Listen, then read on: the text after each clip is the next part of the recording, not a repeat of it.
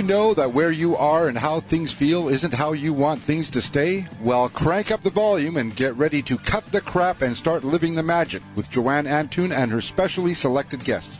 Welcome to the first day of the rest of your amazing life.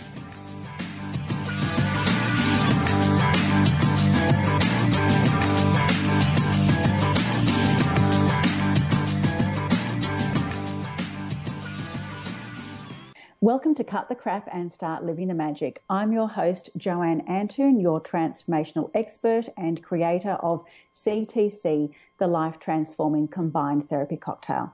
I have a fascinating show in store for you today, a show that I promise you will have you literally looking at your loved ones like you've never looked at them before and checking out just about everybody else that you come across. Why, you ask?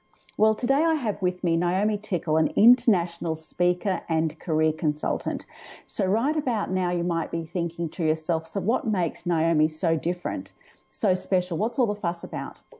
Well, let me tell you, this is no ordinary career consultant. Naomi gets her answers and gives you advice on all areas of your life based on personology, which is in actual fact face reading or face pattern recognition. She's also author of What Makes People Tick and Why, which is getting rave reviews. Naomi has travelled the world giving workshops and lectures on this topic and spoken alongside Dr. Oz, Martha Stewart and Deepak Chopra, just to name a few. Now, we've all heard about numerology, astrology, palmistry and various personality type systems that are available. I've even written a personality type book which is numerology based, and that's called Know Yourself, Know Others. But imagine being able to look at someone's face and know just about everything there is to know about them, right down to what hobbies they enjoy, what career is best for them, even how they view the world. Yep, it's all in the face. So tell me, have you ever really looked at your own face? Are your eyes close together? Is your left eye or right eye bigger? How about your ears? Are they big or small? Is your face balanced? It all matters, even the shape of your eyebrows, all of it. I promise you, you will never look at anyone the same way again after this show. Now, I sent this lovely lady a photograph of myself, a front shot, and both my profiles, left and right side. And she's actually going to reveal stuff about me here on air today. Now, I'll admit I'm a little nervous, but I'm sure I'll survive the experience. So let's get into this fascinating topic. Hi, Naomi, and welcome. It's so great to have you on the show. Oh, hello, Joanne. It's great to be here. Thank you so much. Oh, look, thank you. I'm super excited. Now, personology, it's such an interesting topic. How is it that you became interested in it? Well, years ago, I was actually studying color consulting with Suzanne Cagle, who she launched color analysis in 1943 in the just near San Francisco. And whilst I was at her course, attending her course, this man comes in to have his colors done, and he's a student of this system, and he's looking for people to go down and have their faces read. Well, I initially thought this was very Californian-like, and I wasn't going to fall for this one. And anyway, curiosity got the better of me, and after my friends kept saying, oh, with this and that, and how fascinating it was, I decided to secretly go down and have my face read. I was blown away, Joanne. The accuracy was amazing. I've taken lots of tests over the time, nothing compared to this, and I felt validated for the first time. And my immediate thought was, well, how much this could help people in finding a career that ignites that spark within them. Because so many people today searching for a career, which career, I don't know, try this, try that, and they're still lost. And this simply helps people to get back on track with their life. Wonderful. It sounds like you found your passion. Oh, absolutely. I love it because I work with people all over the world and saying, what should I be doing with my life? And I remember meeting this little girl in London. She was blind, and her mother brought her to me because she was being sent to a special ed school and having to drive from London, or by bus, by London to Wales twice a week for special classes. And so she brought her to me, and I said to her, you have a very bright child. She said, well, that's what I thought. And I said, this is going to sound really strange, but engineering has come up for her as a career. I struggled with that. And she said, well, that's not a surprise, because when the man came to fix the washing machine, keeping in mind this little girl's blind, she goes up to him and says, it's missing on the first cycle. Will you show me how to fix it? Wow. All that. And, she had a sense of it. And so when I was doing the session, she was amazing. And she came up to me and sort of snuggled next to me and touched me. And then her mother said, after the session, her mother took her out of the School for Disabilities into the mainstream school, and she just soared. She took off with flying colors. Oh, absolutely fantastic. And where did this all start? I mean, could you share with us a little of the history of personology? Well, it goes back to the 1930s, and there was a judge in the Los Angeles Court District, and whilst he was in court, he noticed the patterns that were there of the structure of the face and the personality, and he became so intrigued by this that he dropped his work, and he, together with a team of men, engineers, psychologists, salespeople, statisticians, they all got together and researched this on just over 10,000 subjects, and they came up with 68 traits with an 88% accuracy, and this applies across all cultures. There is no trait linked to one culture at all. And oftentimes what can come up, well, isn't this discriminating? Isn't this to do with ethnicity? And the answer is no, we don't do that. And it's after their studies, they actually were invited to go into the freshman Air Force to see if by using this system they could determine who would stay the course. And they got a 97% accuracy, and they even indicated the type of aircraft they would fly. Oh, my All goodness. based on the structure of the face. Now, a lot of these traits can be seen at the time of birth, like writing, music, design, details, bottom line, perfectionist, the artist, the love of the stage, and the historian. Then once the child has passed puberty, all these traits are fully formed. Now, the environment can affect the trait. It can suppress it by a child or a student constantly getting, you'll be no good at that. What do you want to do that for? You've got no brains. Work with your hands. And people get those messages, and it has a huge impact on their lives. And whereas this just helps people, it validates them and says, yes, this is what you're good at. I remember reaching out to a young man in a parking garage, seeing he had a gift for writing. And I thought, no, for editing, I'm sorry. And I thought, oh, film editing. And I shared my insights with him. And he reached out and caught-hold my hands and said, you have no idea what you've done today. He said, you have just turned my life around. He'd always been interested in seeing mistakes in films, and he thought he could do a better job, but didn't know if he was good enough. So these traits are in us. I think of the face as the guide to our inner blueprint. Now, you hear sometimes people coming out of from the worst possible scenarios, and yet they seem to come through in flying colors. Why? They have all the traits that the competitive, they have to go do it traits, and just move on things. They have those traits. It's built in. It doesn't mean to say that other people who don't have these traits couldn't be successful. They can. It's just they have a different approach to achieving their goals. Right. So what are those traits that you're talking about? So the go-getter, the person that's very, very driven, what is it in their face that tells you that? Actually, you can see by the shape of the head, and if you look at a lot of your sports players, your professional sports players, they have a wider head at the back compared to the front. That's the highly driven, competitive person. I'm going to win no matter what. Just watch me. And I saw this young boy who had these traits, and he loved to win. He had to win. If he couldn't win, then he didn't want to play. So I encouraged his mother, who happened to be a psychologist. I said, you need to explain to your son that he has to recognize his friends, and to encourage them to win as well. It doesn't have to be about him winning. But it does, you find a lot of your top executives, business people, in any field who are successful, they often have this trait. Wow. So you've got me feeling the back of my head right now, and I'm sure all of our other listeners will be doing the same thing.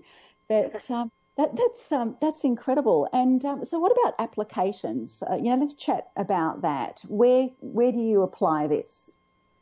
Well, not only for career assessments, when people send me photographs, and then I ask 5 questions, and the questions are yes or no answers, and I don't ask them if I meet with someone in person. So it's career assessments, relationships. Mm-hmm. If you're thinking of dating someone, wouldn't it be great to know who that person is and how compatible you are?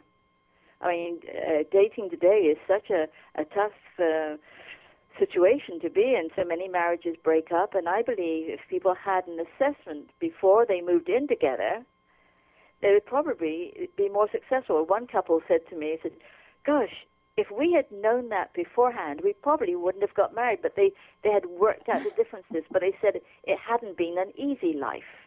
Right. They've had to work at it. And today, not everybody's patient enough to work at it. They just give up very quickly. But if you know, see, if someone has a trait where, like this man came to my workshop, and I noticed his outer corner of his eye was lower than the inner corner. Now, these people are your perfectionists. They see mistakes that others miss. And that's the gift. But the challenge is that sometimes they can be very critical. They think they're helping someone, but the person on the receiving end of their comment hears the criticism. And so they feel they're never good enough. So in relationships, that can really wear down relationships. And it has a tough time. And with children, too, running home from school. They say to my parents, look what I've done. Look what you haven't done. And the child never feels good enough. But anyway, going back to relationships, it's great for people who are thinking, as I say, dating someone, just send a photograph, and I can tell you if you're compatible or not. It's as easy as that. The more traits you have in common, the better the compatibility. Now, there will always be traits that are more challenging, but it's being aware of that. Like this man who came to my workshop, he said to me, I heard myself criticizing my wife the next day, and I apologized to her right away. So he caught himself. Yeah. Well, that's right, because once you've got the awareness, you can make a more empowered choice. That's right. And then the other applications are team building, being able to work, integrate with each other well as a team. I've worked with a number of startup companies, and all of them have said that what I had offered as an insight to where to position their employees and how to interact together, he said it was definitely a piece of their success. So Joanne, what it simply does is it takes the guesswork out. It gives you a map. It gives you a reference point to work from. I mean, if we were going to go on a journey, say drive across the United States or Australia without a map, we might get lost. We may have all sorts of directions from people on the way, but if we have a map, it's a reference point to go back to.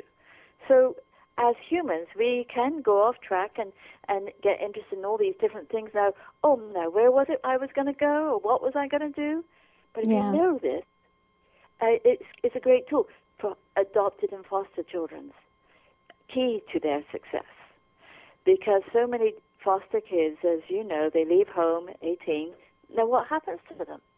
They have no idea where to go. But what if this was in the hands of the foster parents or the foster homes and the student itself, themselves, that now they've got something to refer to. It's something that validates them.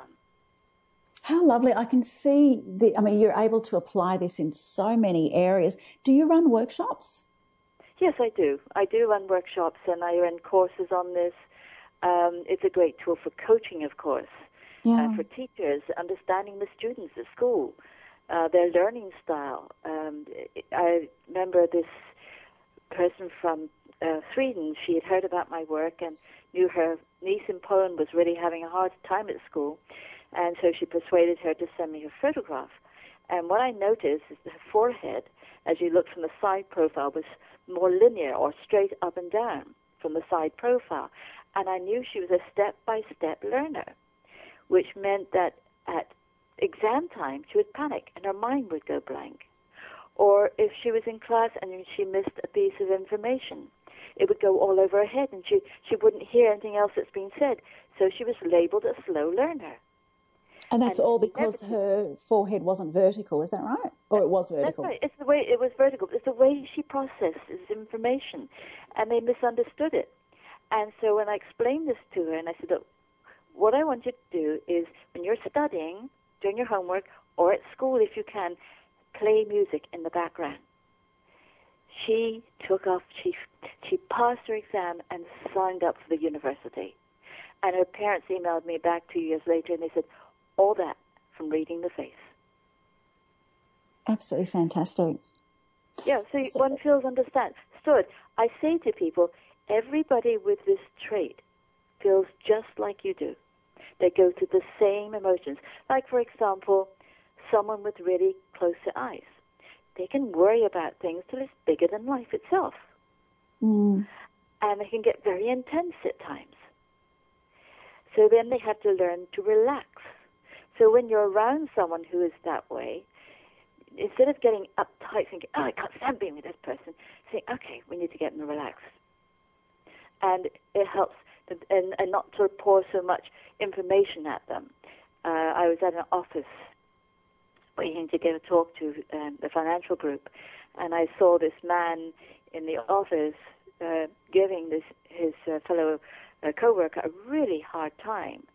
And there was another person there who was just observing, and I could see this woman was just being overwhelmed. She had very narrow face, gained her confidence through knowledge, and a closer eyes. So add the two together, and that you're creating anxiety here. And after she left, this man said, they should fire her. She's absolutely useless. So I thought, I'm going to step in here. And I went out and I explained to him what was going on and why she was responding the way she was, and a different way of approaching her. He said, I had no idea. Thank you so much. So it's really an amazing tool to not only help you understand yourself, your direction and purpose, but obviously other people as well, and how to better communicate with them. Yes, absolutely. Absolutely. And it can be great fun. When I look at someone, I look at the potential that's there. The potential that some people may never discover. I actually had this man who sent me this photograph from Australia, and I had I include a Skype call with a career assessment, and I talked to him. I said, you have an amazing talent. You're very, very creative. I think you should either have your own radio show or be a motivational speaker. Well, it turns out he had been just talking to his friend the day before about his friend is a radio show host, and they were thinking about doing a radio show together. And he said, when he grew up, and his psychologist said to him, you don't have too much talent, so you may want just to get a sort of a generalized degree or a job that doesn't require a lot of innate ability. And so he, it's like his school was that, I guess I'm not much good about anything, and yet I could see the talent that's there. Yeah, so he bought into somebody else's opinion, obviously, and believed it, but you were able to see through that and literally helped to empower him. That's such a beautiful thing. Yeah, well, sort of buying into it, sometimes when we hear negative things, we can run it in our head, and we begin to believe it after a while, and we keep that chatter inside, and go, chit, chit, chit, chit, chit, chit, chit. And I say to people, open the door, step out, and explore what's waiting for you in the world, and you'll have an amazing journey. Just believe in yourself. Yeah, so very important. Okay, Naomi, we're about to go to a break. I have so many questions for you, so do stay with us. I'm Joanne Antoun, and you're listening to Cut the Crap and Start Living the Magic, here with my special guest, Naomi Tickle. Visit Naomi's site at www.naomitickle.com. Stay tuned, folks. Coming up after the break is more awesome conversation with Naomi, and she has a very special giveaway.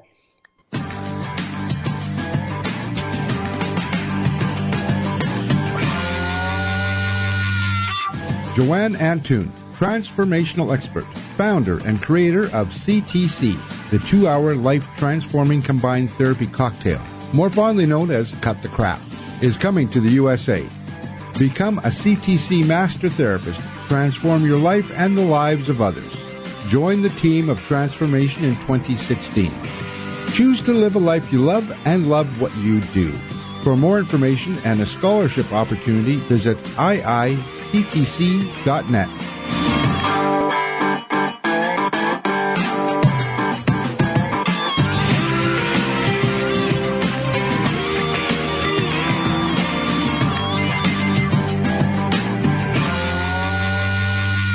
Have you had enough of feeling stuck and unsure of what direction to take?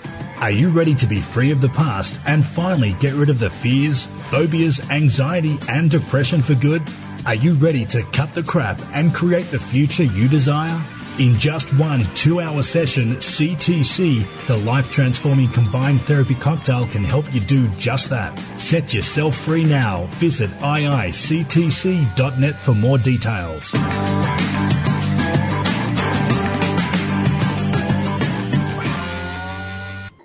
Welcome back to Cut the Crap and Start Living the Magic. I'm Joanne Antoun. Today we're speaking with Naomi Tickle. Now, Naomi, when we left off, we were talking about just how amazing a tool this is to empower people. And I'd imagine, you would be empowering absolutely every person that you see, because people, almost everybody or everybody does have limiting beliefs, and you're able to see through that and literally help them get back on track.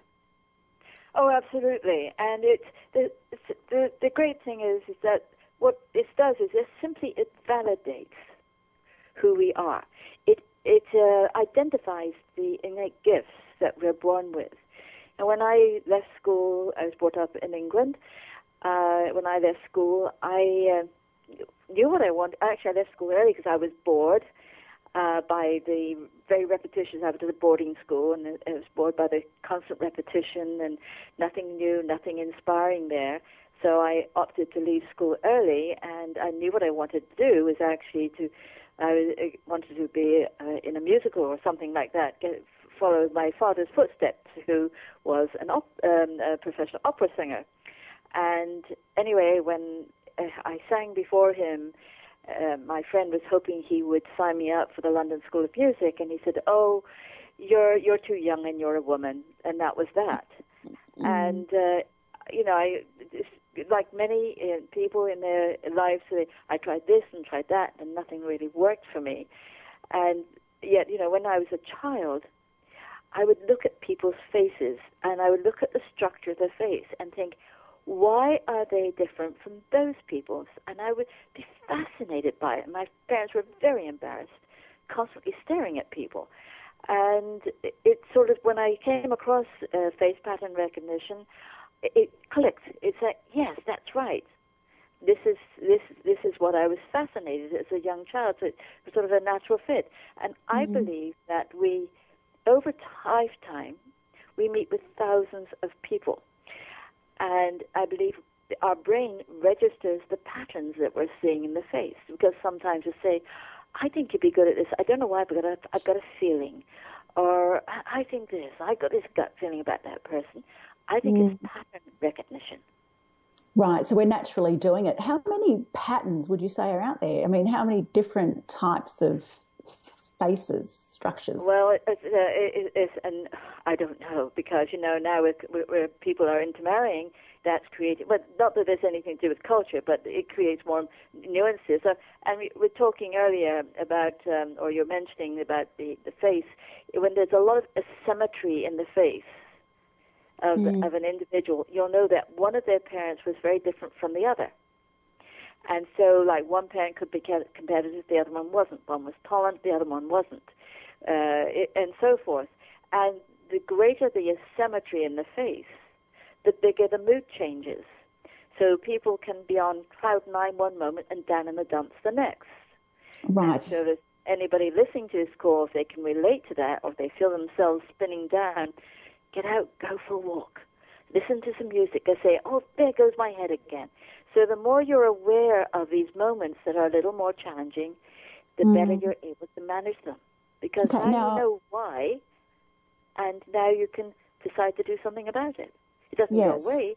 Cosmetic surgery isn't going to change anything. I remember being on a show with Sharon Osbourne, and they asked me to read her face. I said, well, Sharon, how much cosmetic surgery you had done? So she said, oh, everything from the nose downwards. And I remember they asked me to read her dog, and I don't know about reading dogs, so I made it all up. But having cosmetic surgery, it doesn't change anything. And one of the traits that, as an interesting trait to observe, is the nose, the shape of the nose. Now, there are degrees of this trait that, just for the simplicity for the call today, is I'll just talk about the opposite. So when someone has a ski jump nose, and it's like the Bob Hope nose, if you look in the middle, the bridge in the middle, if it dips down, those people love to help others. I'll do it for you. Pay me next time. Oh, don't worry about it. It's free. And they're very embarrassed around money. They don't like to talk about the price. It's uncomfortable for them. And, in business, it's very hard for them to be successful unless they have a partner who knows how to manage the finances. But they're about service. Whereas people with a more Roman-shaped nose, and this has nothing to do with the Jewish nose, it's to do with the bone. And the more convex it is, or the more Roman shape it is, these people are more cost-conscious. How much does it cost? Is it worth it? And can I get it for less? Okay. Now, if I could go back, so if I could go back just a moment, if we can talk about, you mentioned asymmetry and the mood swings, just for our listeners out there, that's when your left and right side of your face are quite different, isn't it? That's right, yes. Yes. Okay. So just for our listeners out there, I did do a little bit of research after I came across you, and what amazed me, and I believe, you can correct me if I'm wrong, they call it the split face photograph. So I actually, and for our listeners out there, you might want to try this. I took a photograph of myself front on, and I then basically have two lefts that I put together and two rights that I put together. And I have to say, totally blew me away at how different I looked with, so basically I took the photograph, flipped one side, put it back together. And from memory, and I do have it actually here in front of me, when I put the two left sides of my face together, my face was a lot more round, and the two right sides of my face together, it was a lot more slim. And yet when we look at ourselves in the mirror, we don't think we look that different. Right. Well, the special tools were designed to measure the face. So we're able to determine the differences between the left and the right side of the face. Both in the width of the face, the slope of the forehead, the position of the ears, all that can be determined with these particular tools that were designed, although one can see it by nature. But yes, this one side of your face is slightly wider than the other side, which has one of your parents has a slightly wider face than the other. Simple as that. Yeah, amazing. So I just mentioned it because I thought it'd be fun for our listeners to go out there and also have a little bit of a play. So we've talked about the asymmetry, the shape of the nose. How about the slope of the forehead? Well, like your forehead slopes backwards, and so quick to think can think on the spot. Your mind works more quickly. And whereas, as I mentioned, the more linear, straight up and down forehead, those are your step-by-step thinkers. So you'll ask them a question, and they have to have some time to think about something first. It's just the way they process information. There's are degrees of this trait, but they can. People with a slope back forehead, which you see in a lot of your sports players. If you were to watch the Olympic Games, or anybody playing tennis or football, in football or soccer, you would, whatever term you use, football in England, football in the US, but soccer in Australia, you'll notice that most of your players will have sloped back foreheads. And I remember talking to this man who had the straight up and down, the more linear forehead, and he was a professional football player. And he said, yeah, I can relate to this. He said, because at the initial position, they put him in the middle of the field, and he felt the pressure of the ball coming at him. But when he was on the outside of the field, the pressure was off, so he could see the bigger picture, and he was able to handle it better. Right. And you'll find if, like this one trait I love to share, is that with the soap for it, as I mentioned, quick to think. But if the listeners on the call, on the radio today, if you take your hands and have the palms facing you, fingers together, knuckles straight, look to see if the ring finger is longer than the index finger. Now, if the ring finger is longer than the index finger, these are your risk takers. They love to take risks, and they love to drive fast. Right. And the risk can be financial risk or physical risk. And I remember being in Petaluma, we have steps that join the streets here. And I saw these little young boys. One was about 7 or 8, the other's about 11, 12. The youngest one crashes at the bottom on his skateboard. And I said to him, show me your hands. No. And I asked him again. He said, no, I'm not going to. And his friend said, show the lady your hands. And sure enough, he puts his hands up. I told him what to do. Sure enough, the risk-taking trait, they all said, well, what about me? And yes, all risk-takers. And then they see this man coming up the steps, and they all run up to him, and they said, excuse me, sir, can we see your hands? And I told him what to do.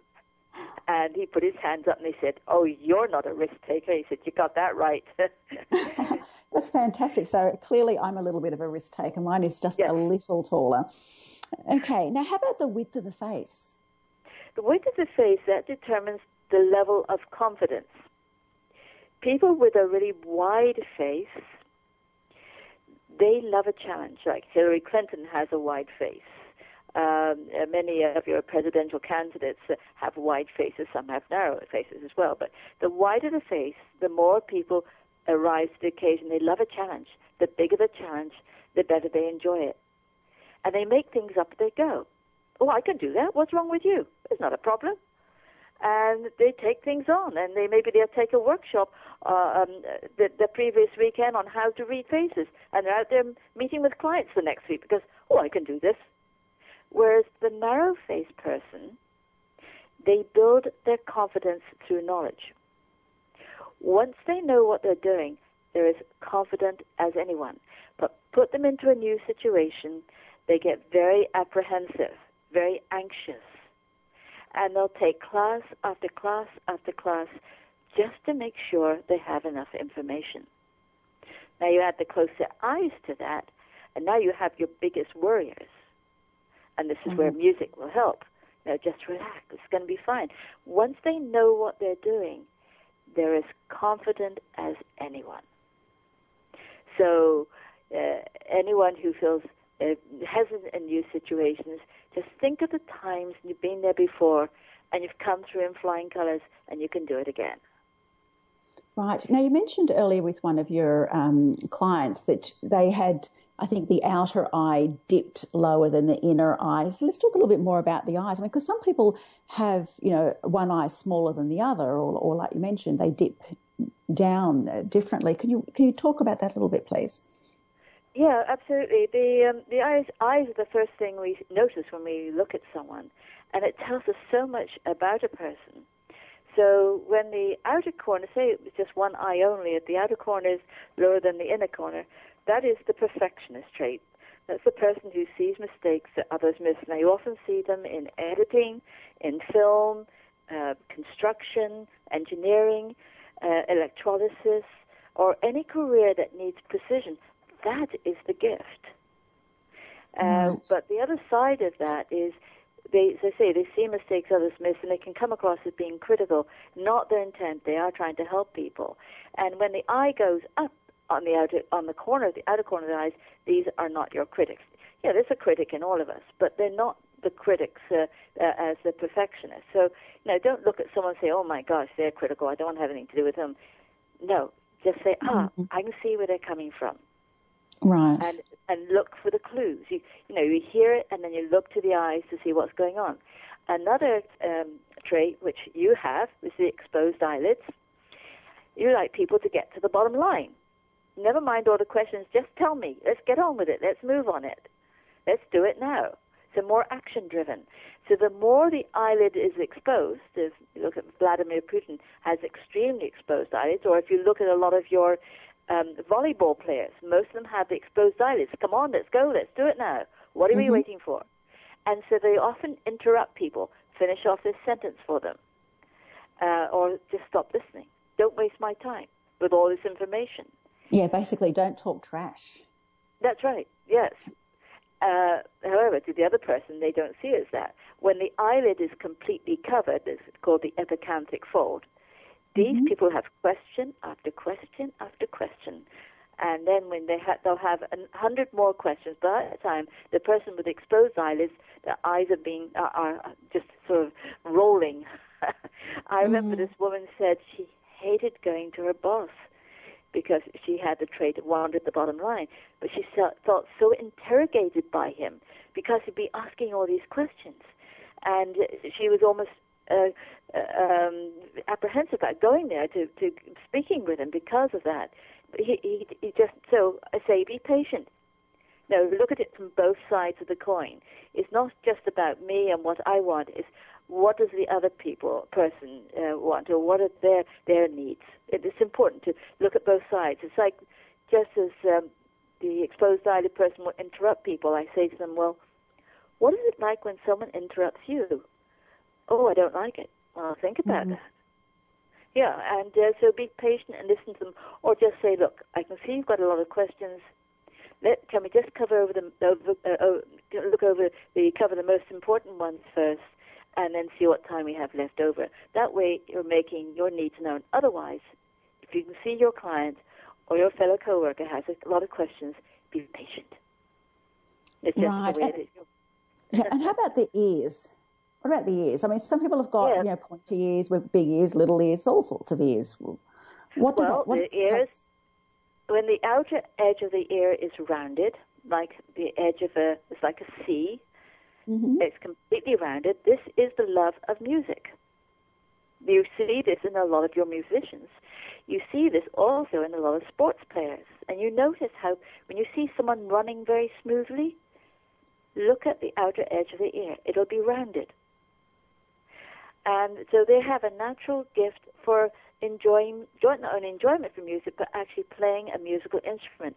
I saw these two little children, well, one was 9, the other one was about 17 months, out by the river having a coffee, or parents were having a coffee. I thought, I must share this with the parents that their 9-year-old daughter is a musician. I said, does your daughter play music? She has a gift for music. Oh, yes, well, she's in the school orchestra.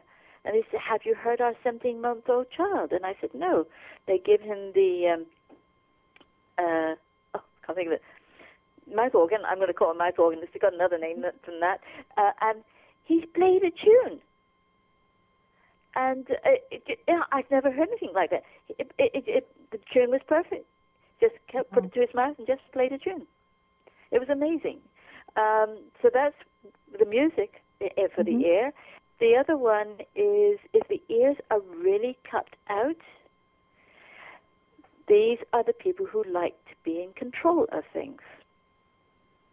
They're good at controlling the ball. You look at some of the tennis players or baseball players. A lot of them will have cut out ears, close their eyes, good at focusing on the ball and good at controlling the ball. And they're good at controlling projects. However, then that's a gift, but they can try to control people or their family members. And what they don't realize is they're stifling their partner or their children's way of doing things because they want it their way. I remember seeing this girl who had this young girl, she's about 12, had this trait, and I said to her, what is it like when people control you? She said, I hate it. I said, well, that's how your brother feels. Oh, hadn't thought about that. But, you'll notice, thinking of sports, if you start to look at the people who are playing in, say, professional people who are playing sports, and even in high school students playing in a game, you almost know what game is being played just by looking at them. And if you notice that the legs, when you take that into consideration, most of your football and rugby players will have short to medium legs. You don't find too many long-legged players. Whereas, and tennis as well. A few more long-legged tennis players, but most of them are short to medium. and they can move faster on the courts. It doesn't mean the others don't. The others can run. The long-legged people can run, and they can run very smoothly and very fast, absolutely. But then you find your long-legged people will be swimming, which would make sense, baseball, and also golf. It's more stationary. Right. And so you start to see the patterns in the various, in the different sports that you're seeing being played. Absolutely. Now, I still have so many questions. I could keep you on here for days. But just before we go to our next break, I do want to let our listeners know that Naomi is actually giving away a free assessment to one lucky person. Now, all you need to do is visit Naomi's website, and her website is naomitickle.com. That's NaomiTickle.com. If you look across, and I believe it's from memory, the top right of the website, you'll see Naomi's email address. So all you need to do is send her an email. Let's put yes, please, in the subject box so that she knows what it is that you're after. Do contact Naomi, and on the 30th of November, she will actually contact the lucky winner, offering a free assessment. So we're heading to another break. I'm Joanne Antoun. You're listening to Cut the Crap and Start Living the Magic. I'm here with my special guest, Naomi Tickle, having an awesome time talking everything personology. Do stay tuned, folks. Coming up after the break is more awesome conversation, and Naomi's going to tell you a little bit more about me.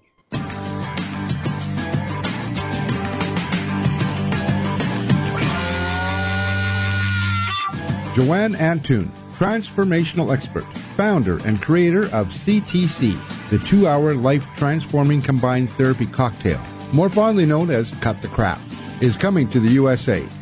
Become a CTC master therapist, transform your life and the lives of others. Join the team of transformation in 2016. Choose to live a life you love and love what you do. For more information and a scholarship opportunity, visit iictc.net.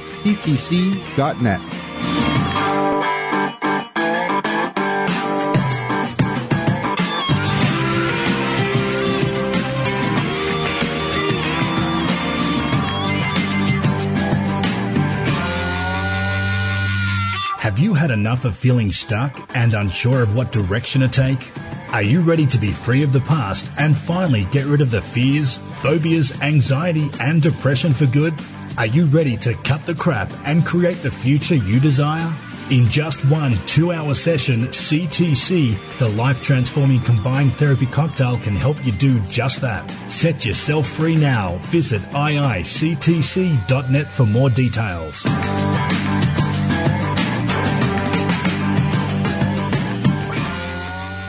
Welcome back to Cut the Crap and Start Living the Magic. I'm Joanne Antoun. Today I'm speaking with Naomi Tickle, and what fun we're having. Naomi, I don't think I've actually touched my face so much before. Every time you talk about something, I'm touching my eyes, my ears and what have you, and learning so much more about myself. So we've mentioned the width of the face, the forehead, the nose, the eyes, even the ears. How about the lips? What do the lips tell us? Well, that's one trait that can change. Mm-hmm. And that when people go through tough times, their lips get thinner and thinner and thinner. They're angry. They pull their lips in, and to the point where they stay like that. And those people become more your introverts. An example is I met this man in England, and he had no lips. And I said, "What happened to you as a child?" And he said, well, when he was about 3, he went to hospital, but he had something to do with his throat, and he had to go there and have an operation. His mother dropped him off, and she didn't see him until she picked him up a week later. Mm. And he thought she didn't love him anymore. And he felt so angry about that. Or somebody else I know who actually... He was constantly being told that he had no brains, work with your hands, and lips were very thin. And so after a while, this anger, this pulling the lips in, you Right. hear of the British having a stiff upper lip, Mm. very thin lip. Put up with it, don't complain. It's just life. And sometimes people can pull their lips in so much that it brings the teeth in. And orthodontists have tried to straighten the teeth, bring them out again, but they go back in again because they haven't gone to the why of what has caused those teeth to come in. And so they sit there very silently. So if you see someone with thin lips, engage them in the conversation. Get them included, and that way then they'll have a lot to tell you. Whereas people who have fuller lips, like yourself, love to talk, can talk to the wee hours of the morning, and then some. Right. And they're great conversationalists. And it's fun to be because they're chatty and outgoing, and someone sees someone with thin lips and doesn't say anything, they don't have much to do with them. And not their intent, but they don't look like friendly people, they might say to themselves, or they don't look interesting people. But those people have so much to share. It's when I saw this at a conference I was at, I went up to this woman, and I could see this, and she said, no one comes up to talk to me. I said, well, you look like an interesting person. And we sat down and had this great conversation. So include people in the conversation who are like that, and then they'll feel more wanted. Do the lips get any bigger? I don't know. You'd have to do a study from over many years, but it doesn't change overnight. Definitely not. So those are one of the lips. And if people have a very full lower lip, these are your very generous people. They love to give and give and give. They're very generous by nature, and will almost go. And if they have a ski jump nose, well, then they'll definitely be very generous. There you go, ladies. That's one for you. We need a ski jump nose and a full bottom lip, and that's your generous, gorgeous, giving man, right? There you go. There you go. That's it. Especially if they have the big lip. If they have the big lip, they will definitely give. Except, thinking of that and the nose, I was, this couple came in, and actually a man came in to have his assessment. The wife already had it done, and he had zipped in, no lips, and the Roman-shaped nose. So I knew he wasn't going to spend a penny more than he had to. So I said to him, you might want to give your wife a surprise, or give her a bunch of flowers or a bottle of wine. And her eyes are sparkling back there, because he thought giving, people with thin lips and more convex nose, they think giving is rather frivolous. Yeah. Anyway, I get this call 2 weeks later. Naomi, guess what? He's given me some flowers on the computer. So it was a start. It was a start. You have to start somewhere. Now, we've only got a couple more minutes. You've got one of my photographs there with you. So yes. What more can you share about me? Who am I? The first thing that struck me was a couple of things, but your eyebrows. They flare upwards on the outer edge. The love of being on stage, the love of the theater. It's the artist in you. Very, very creative. And you'll see that trait in many of your movie stars, artists, or anybody who loves the stage. You've put more flair into what you're doing. So when you're up there, like, say, giving a workshop, people will listen to you because you capture capture them. And you just put more expression into what you do. And then you have these very pronounced cheekbones. And I always say to people, have cheekbones, will travel. Love to travel the world and do different things, not doing the same thing day after day. Oh, the eyebrows also tell us, because they have that shape, they go flare up and they come back down. It's you see the design of something and bring the concepts together. And we often see this shape, eyebrows and the closer eyes, in photographers. Right. Because they see, they appreciate the design and can pull the ideas together. Then you have this, the nose is slightly more convex. So yes, you like to be in charge of things. So, you should run a very successful business. Certainly quick to think, quick to react. You can think on your feet. Come on, let's go. What are we waiting for? And you focus on the future. Your ears are very set back. And we measure this, but your ears are way set back. And it means you focus ahead, you look ahead. You're not one to necessarily run the past the whole time. You can let it go. And when people constantly focusing on where I'm going. Yeah. Well, when people have more head at the back, and we measure this, then they'll rerun things over and over and over and over and over, and they don't plan ahead as well. They don't look at the future as much. You've got this slightly square chin, so you don't give up too easily. You fight for what you believe in. You're calling me stubborn. Well, yes, stubborn. Yes, definitely stubborn. Stickability. Yeah, you don't like being told what to do. We have to persuade you. Yes, this is true. I call it stickability. I know what I want. I know how to make it happen. Yeah. But it's also, I see this a lot in mediation, this chair in mediation, in conflict resolution, people who want to fight for a cause, whether it be a human cause or an environmental cause, is wanting to make a difference in the world. That's how we see that trait. And it looks like you have what we call the square heads. So I always say to people, welcome to the Square Head Society. We're a very unique group. We get bored by repetition. So variety is the spice of your life. Absolutely, absolutely. Now, the more for our variety you have, the better it is. Yes, I totally agree with you. This is absolutely fascinating, Naomi, and it's been an absolute pleasure speaking with you. Before we go, I do want to let our listeners know that you do run regular workshops, also speaking engagements. If anybody's looking for a speaker for their next event, I would highly recommend Naomi. What an amazing and fascinating topic, personology. Could you imagine how much you would learn from just listening to her speak and, of course, obviously looking around the room and noticing different face types or personality types. Now, Naomi, do you have anything coming up where people can see you, or is it best to just look up on your website? It's best right now to look up on the website. I do give a lot of talks to companies and organizations, and when I give a talk, it is very interactive with the audience. I don't just stand up there and talk. I include the audience, and I get them out on stage for those who will be brave enough to do so. It's all very positive, and people like it because it's a different topic. It's not the same old, and this is what they enjoy. So mostly, I do speak at conferences too as well, and I have a few engagements next year, but they're mostly to companies like the AT&T in the United States and IBM, and also I'm going to be speaking apparently to the banking world as well next year. But if they go to my website and they sign up for my newsletter, then I keep people posted as to what events, where I'll be speaking, what I'll be doing, and also if they're looking for a career assessment or wanting to just better understand their children, it's great for that. Wonderful. My youngest client's been 2 and the oldest one 92. Fantastic. Well, Naomi, our time is up. Ladies and gentlemen, do look Naomi up. Her website is www.naomitickle.com. That's NaomiTickle.com.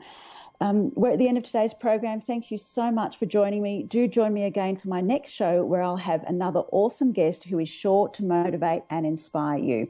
If you'd like to contact me directly, folks, do visit my site, www.joanneantoun.com. That's JoanneAntoun.com, or you can hear today's and previous shows again on iTunes. Love and blessings to you all. You've been listening to Cut the Crap and Start Living the Magic with Joanne Antoun. Tune in every second Wednesday at 2 p.m. Pacific, 5 p.m. Eastern, as Joanne and her specially selected guests inspire you to live each moment of your life with absolute love and passion. Want to connect with Joanne directly? Visit www.joanneantoun.com. That's joanneantoun.com, and find out just how easy it is to heal the past, live in the present, step fully into your power, and easily create the future you desire.